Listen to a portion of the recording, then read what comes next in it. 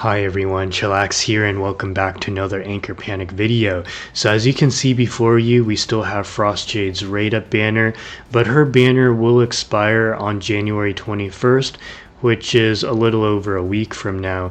I do anticipate that the next operator will be announced within the next few days.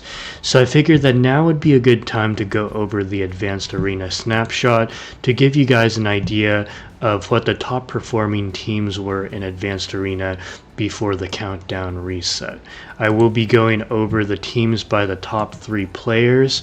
Myself, I was ranked 2 at the end of the previous season.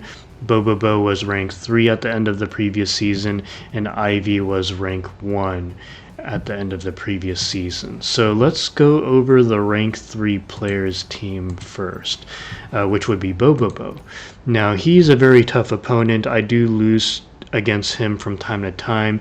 Here I managed to beat him on defense, which, you know, very proud of myself for. And essentially his 3 teams are very fast, greedy, offensive blowout kind of teams. For instance, for his first team, it runs the fastest speed tuner in the game in the form of Turn, along with one of the most oppressive DPSs / tanks, Abyssalicia, along with a very invested Rose. So between the 3 of them, they are able to absolutely tear apart teams before round 2 begins. For this mono quantum team, the idea is that you have Tia as your hyper carry, along with Ifrit and Newcastle, who provide offensive buffs to neighboring allies, and then you have Flicker in the rear, Lilia in the front, so double shielder. If I was to fine-tune this team in particular, I probably would have Tia in the middle. That way she gets the energy burst buff from Ifrit as well as the quantum damage buff from Newcastle. Plus she'll be well protected both in the front or the back. And then I'd probably swap the position of Flicker and Lilia as well, because I understand Flicker is in the rear to protect against opposing Tias and Carnissas, but the fact of the matter is Abyssalicia is still the powerhouse who you have to watch out for. With her being able to energy burst on round 1, she can easily pick up a KO on anyone in the front lane, which if it turns out to be Lilia is catastrophic. So at least Flicker can cheat deaths. So yeah. And then for this third team of BoBoBo, I think it's a very good team. The thing about this team was his echo was very fast. Oh no, I did win against him. Oh, sorry, I'm thinking about Ivy. We'll go into Ivy's team in a moment. But yeah, this is essentially a lightning core with an ice splash. So without further ado, let's begin. Let's just go over the teams that he won with. I'll explain my team in a moment, but let's just focus on the commentary for how his team performs. So he's the one on offense on the left. His turn obviously is the fastest. This procs Rose's ammo, 2 follow-up attacks to start with. Yeah, his heroes are very, very fast. And he picks up a quick KO on Echo. That was very poor positioning on my Echo. I learned a lesson from this. So yeah, don't put your Echo there. And actually my Abyssalicia went down too. BoBoBo, his Rose and his Abyssalicia are both Stellarond, so they hit very, very hard. And Alice doesn't apply too much offensive pressure, but my team's gone, so yeah, at this point it's GG's. I do manage to pick up a KO in return, but it's not enough. Yeah. Now, Thunderrock and Abyssalicia in combination is still a very deadly one, but thanks to some untimely parries, I end up not parrying the most important thing, which was Thunderrock. Yeah, so that's a complete blowout there. Okay. And then the other 2 teams I ended up winning against. So let's go ahead and talk about my team before we show those replays. So yeah, learned my lesson there, have Abyssalicia. Plus, if I was to face an opposing Karanissa, my Echo would be a liability as well. So essentially for the first team, this is a mono lightning team in which I'm protecting both my Ling and Karanissa behind or between Thunderrock, Echo, and Abyssalicia. I think the only heroes who can threaten these two is just basically Rose. And then for this team right here, thanks to Frost Jade having double revivals via Frost Domain at A3 or higher, so this allows me to build my team a bit greedier. I still have Antelope in my team in order to shield everyone, but I opted to swap a defender out for Dawn. Dawn, kind of like Ukali, has opposite front row targeting, which is a more unique targeting, where she will focus on this lane right here, which traditionally only Abyssalicia really threatens. So this is really nice, being able to really soften up a weak enemy here.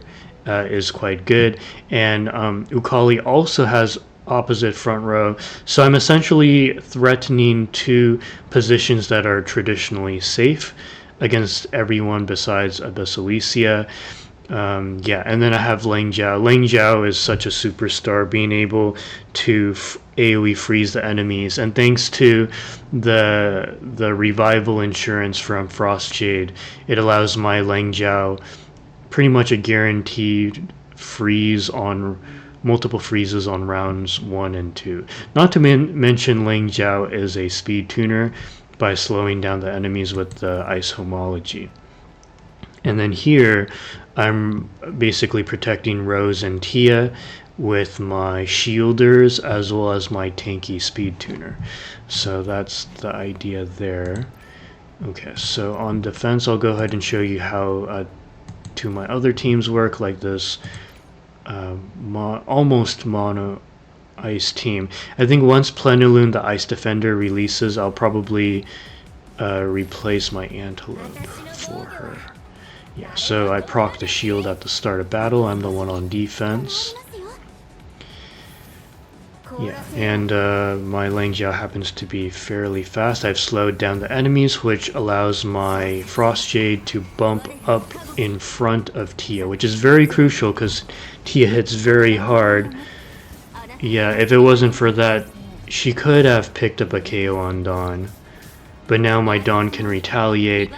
And this one's a little bit of a heartbreaker. I bring Newcastle down to a sliver of health, so now she can retaliate and burst. But thanks to my Frost Jade, that ends up not really mattering. Okay, now oh, not yet. Excuse me. Oh, close to taking a KO here. Okay, but we're on round 2. I've slowed down the enemy, so I'm going to pick up a couple freezes, KO the Lilira. Okay, we're doing very well. I think at this point we've stabilized, and I think I KO the Tia, and I energy burst a second time. So my Dawn bursted twice because when your HP falls below 50%, you get an extra pre-filled energy.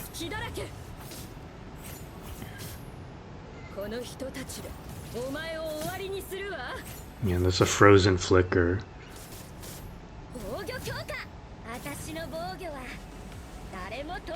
Yeah, so my entire team's alive. My Lang Jiao revives, picks up the KO there. Okay, so now I'll show you the teams from the rank 1 player, Ivy, who's a guildmate of mine. Very tough opponent. So here I am defending, right? So this is my mono lightning team that won against his ice team. So I think my ice team might be the best. Yeah, so if you want a good Frost Jade team, you might want to try mine's out. But his other teams are quite good. Oh, here Okay, actually this is a very good replay to show. So this is an example of him splashing Frost Jade into a very solid quantum core. Yeah. So actually his ice team didn't even have the ice healer in it. So this was the throwaway team. Yeah. So he went mono quantum, and he can go greedier now, Tia with Newcastle, because an A3 or higher Frost Jade offers double revivals. And then you have Turn as well as Flicker. Yeah, and he actually beats my ice team.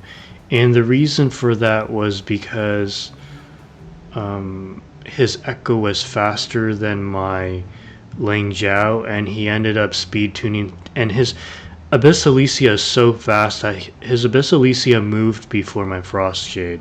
So that's how I lost. Okay, so let me go ahead and show you this team with Frost Jade to show you that you don't have to run Frost Jade in an ice team at all in order to present value.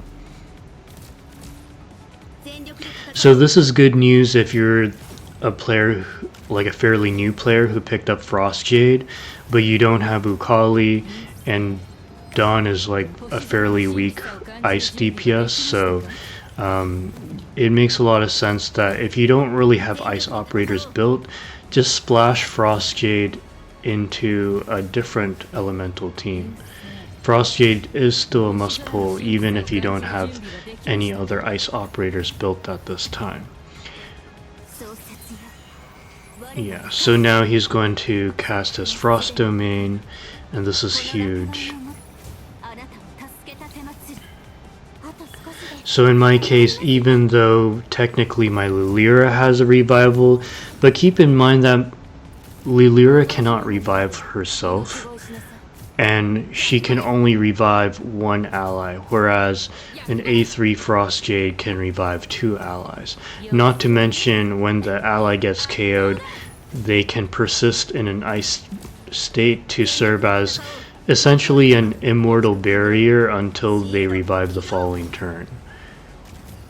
Yeah, so even though my Rose ends up doing a ton of damage, but thanks to Frost Jade's first passive, anytime her allies move, they do heal up. So this is a big problem. I've already lost one hero. I've lost... Oh, and I did I pick up a KO? I think I did. Yeah, so I try to pick up KOs, but I think what ends up happening is his Newcastle, you know, because Newcastle has like a linear AoE attack. I think his Newcastle bursted and KO'd my Tia, if memory serves me right.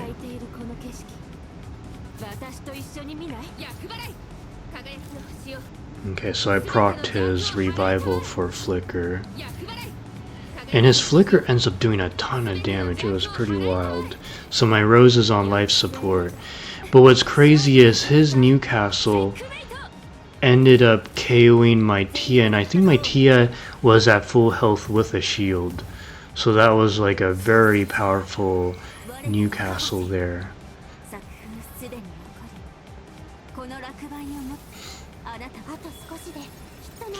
And mind you, Newcastle gets stronger the more KO'd allies that she has on the field.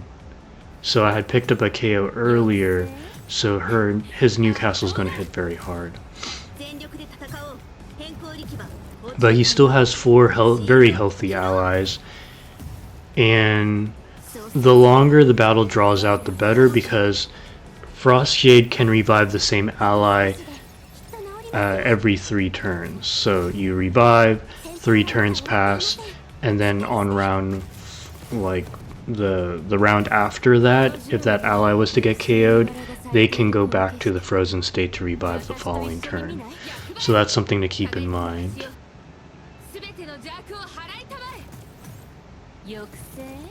Yeah, his Newcastle is doing so much work. Yeah, his Newcastle basically KO'd my whole team. So anyways, I hope you found that informative. If you haven't already, please don't forget to like, comment, and subscribe, and I will catch you in the next video. Take care.